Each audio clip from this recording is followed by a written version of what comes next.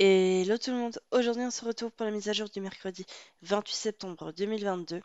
Donc aujourd'hui on a 7 nouvelles robes de chevaux, on a également une mission avec Madame Holsworth et c'est aussi la semaine des chevaux heureux. Donc j'espère que ça va vous plaire et au fait on a aussi un code que je vous mettrai en barre d'infos.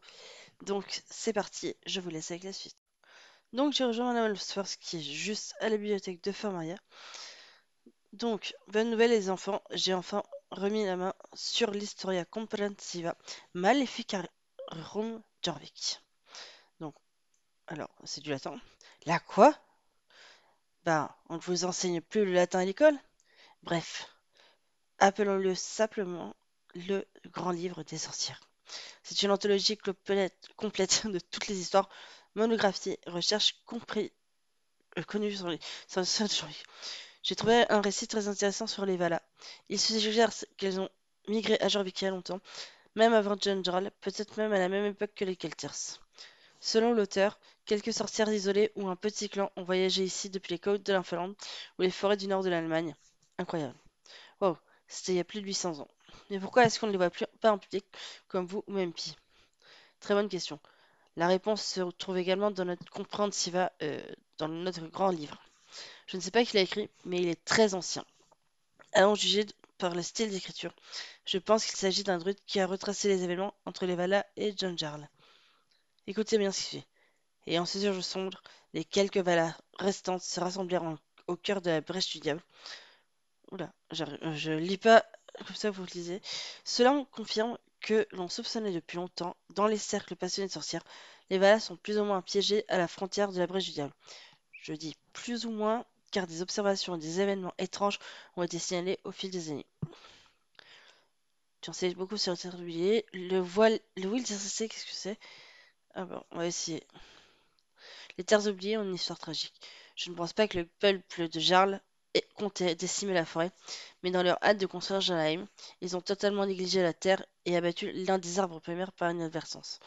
J'imagine que c'est ce qui a rendu les Valas furieuses. Tragique? Les malédictions sont toujours tragiques. Vous me prenez peut-être au vieux jeu, mais je pense qu'il vaut mieux discuter calmement. À l'époque où les arrière-petits-enfants de John Jarl portaient leurs bébés sur leurs genoux, les sorcières Valar avaient été reléguées au rang de folklore, de superstition et de figures pour effrayer les enfants indisciplinés. Je dois me mettre au travail et rassembler plus d'informations sur le Wild Tressé. Wild est un mot ancien qui signifie forêt. Cet indice devrait être utile, n'est-ce pas? Ok. Donc, le prix de la vengeance. Alors, excusez-moi, je vais tousser. Euh, sur ce, je vais me replonger dans mon livre. Vous devriez aller sortir prendre l'air. Ok, mais attention de ne pas vous attirer dans le lit, d'accord? À plus tard. Ok, donc maintenant, on va aller voir les... Nous revoilà après la quête. Donc, les premiers chevaux sont deux chevaux islandais. Et ils sont à New Hillcrest. On va justement aller les voir. Ils sont juste là, donc il y a un baie vraiment... Alors, je sais pas quoi en penser, mais ils sont pas mal. Il y en a un qui est baie avec les yeux marrons avec, je crois, un petit peu de bleu. Par contre, lève la tête, ce serait cool. Ouais, un petit peu de bleu sur les côtés. Et ensuite, on en a un pied B, enfin, tirant vers l'avant, toujours avec un petit peu de bleu dans les yeux. Alors là, c'est magnifique, déjà. Donc ensuite, on va se retrouver à Steve, parce qu'il y a un passo fino. Donc, c'est parti. Donc ensuite, nous avons un passo fino. Alors, il est un peu euh, écaille comme si on avait des taches un peu style léopard. Alors, moi je l'aime bien, mais je pense pas le prendre pour l'instant.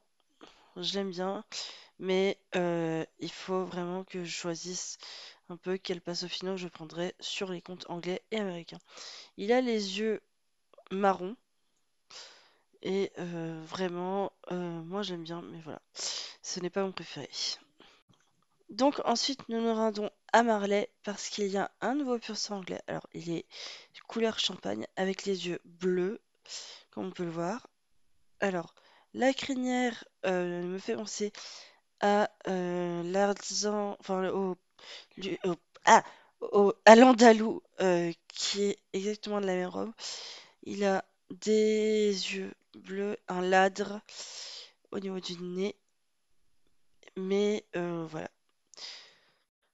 Donc ensuite nous avons un Appaloosa qui est juste trop beau. Donc il est champagne avec vraiment les taches qui ne se voient presque pas. Donc son capé est magnifique, ça c'est sûr. Il faut juste que je fasse le tour.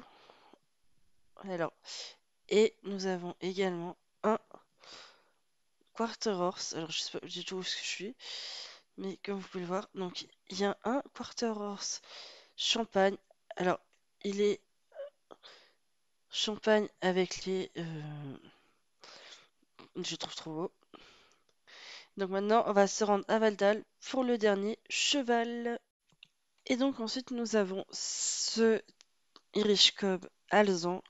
Alors, moi, je l'aime bien, mais je pense pas le prendre parce que j'en ai déjà un sur le compte et je pense pas en reprendre dessus. Donc j'espère que la vidéo vous aura plu. N'hésitez surtout pas, comme d'habitude, à liker, commenter et à vous abonner. Et moi, sur ce, je vous dis à très très bientôt pour de prochaines vidéos. Ciao!